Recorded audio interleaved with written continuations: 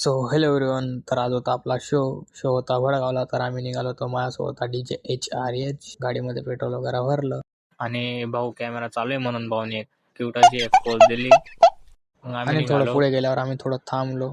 आम्ही नवीन सनग्लासेस घेतले होते. थोडा फ्लेक्स वगैरे करून घेतला, फॉर्म वगैरे मारून घेतला आणि फॉर्म वगैरे मारल्यानंतर आम्ही जस्ट निघा. नंतर भाऊने क्यूट अशी एक स्माइल दिली. थोडं पुढे गेल्यानंतर आम्हाला दिसलं मुंगटीचं केदारनाथ मंदिर. शोला जाण्यासाठी वेळ होता म्हणून दुरूनच हात जोडून घेतले. पुढे गेल्यानंतर थोडं थांबलो, म्हणतो थोडं चिल करून घ्यावं. तेवढ्यात मी थोडी शायनिंग वगैरे मारून घेतली. कमेंटमध्ये नक्की सांगा गाईस कसा दिसत होता. तेवढ्यात आपला DJ HRH काय घेत होता काय माहीत.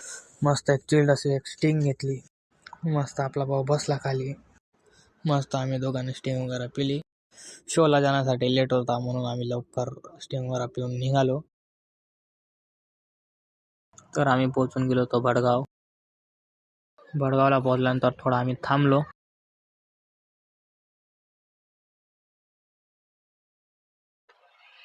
HRH काय पाहत होता काय माहिती, त्यालाच माहिती.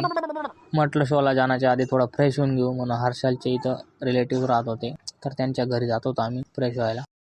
तर आम्ही फ्रेश होण्यासाठी घरी पोचलो आणि गाईज आम्ही फ्रेश वगैरे झालो आणि निघालो शोला जाण्यासाठी.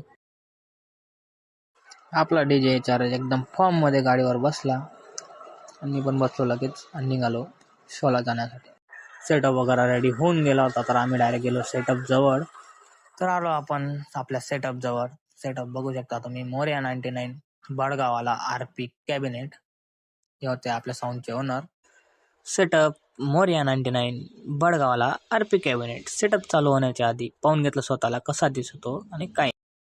सेटअपवरती शार्पी वगैरे लावत होते म्हणून मी पाहत होतो.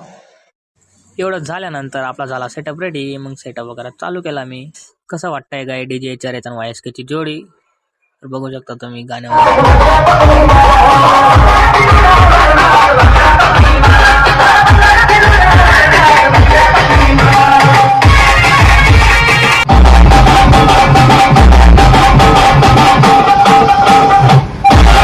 तिथं आपल्या HRH ने मॅकिंग केली. यार माहिती नाही का YSK ने HRH म्हणतात.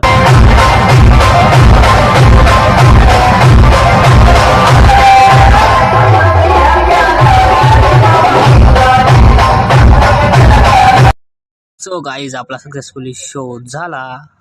सेटअप वगैरे सगळे आवरत होते. सेटअप वगैरे आवरल्या गेल्यानंतर आम्ही निघालो जेवणाला. तर गाईज आम्ही आलो जेवणाला.